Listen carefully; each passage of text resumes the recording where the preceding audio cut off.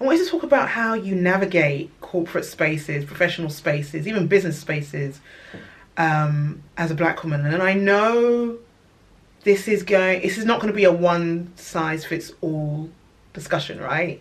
There's a lot of nuance and there's a lot of varying, there's a variety of experiences that we all have based on class, based on specific cultural background. So, for example, I'm of Yoruba descent, Nigerian, and we have different practices and different cultural and heritage practices when it comes to how we interact and engage with elders, for instance.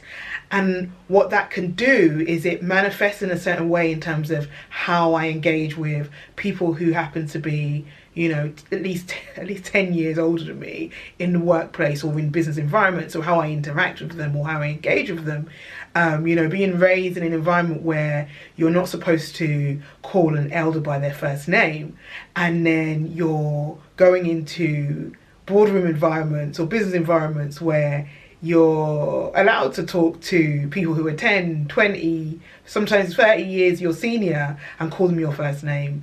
And they might have lots and lots of credentials, but they're not really fussed about that. But because I was raised in an environment where, respect was like it was a priority, it was the most important thing, how I internalized that and how it manifested would often come through as almost it was actually a barrier to my progress. So, okay, how do I put this?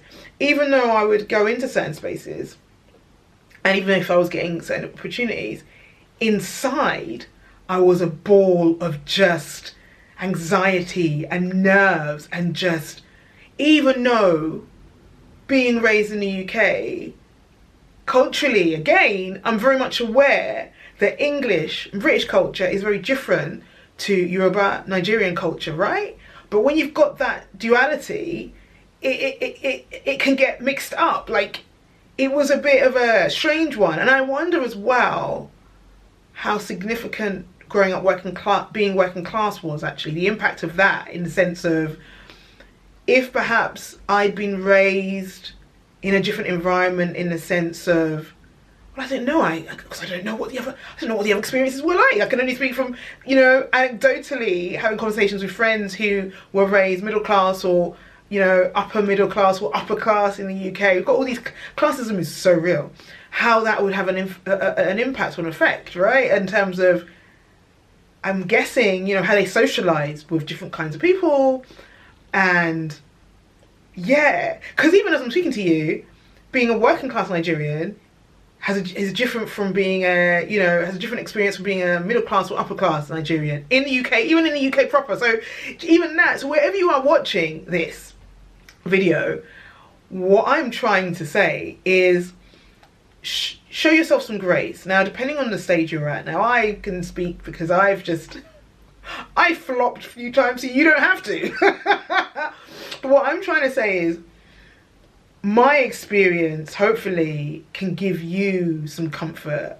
So if you're entering the workplace, if you're just about starting your journey, or if you're on the rise as an entrepreneur, and you're trying to go to lots of meetings, or you're trying to network in a certain way, I want you to show yourself some grace. And what I really want you to do is, I want you to identify, whether it's individuals like me, so virtually, hi there, connect with me on socials, or offline, like, find safe spaces, communities that you can, find people who you can share your experiences with, because you're going to find there's a lot of us out there who have similar experiences.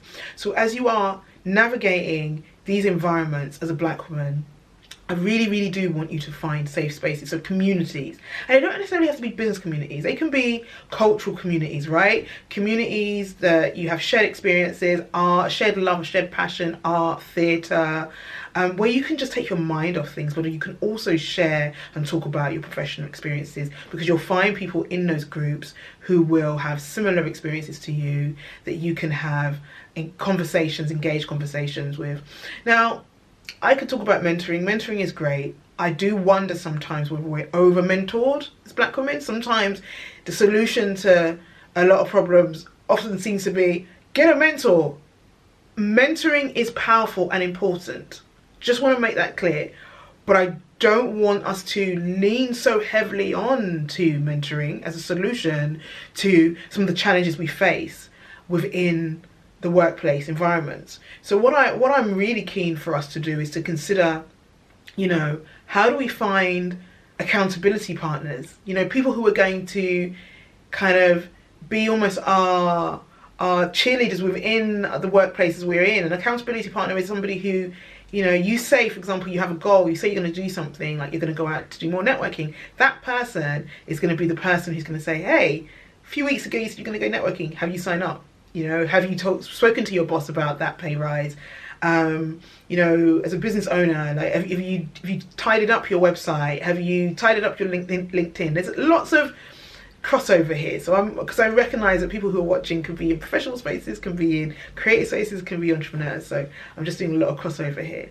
I also want you to consider a sponsor and finding an advocate. So sponsors are great, somebody who can speak on your behalf in rooms that you don't enter, but also an advocate, somebody who can speak on your behalf when things don't always go right. We need more advocates, particularly as black women in professional spaces.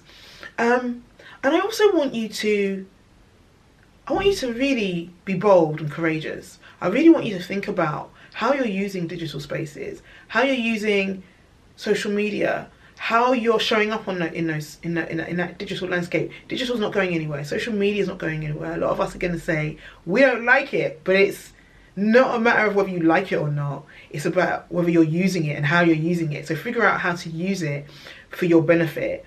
And offline, I want you to put yourself forward for things and take up more space. Now again, I recognise that not all of these spaces are safe for us. Be discerning. Assess, you know, your experiences are valid. You know, that's why when I spoke earlier about finding safety and community, that's really, really important. But I do want you to show up. I feel like there's so many of us who have valid experiences and who have a voice and who have so much to give.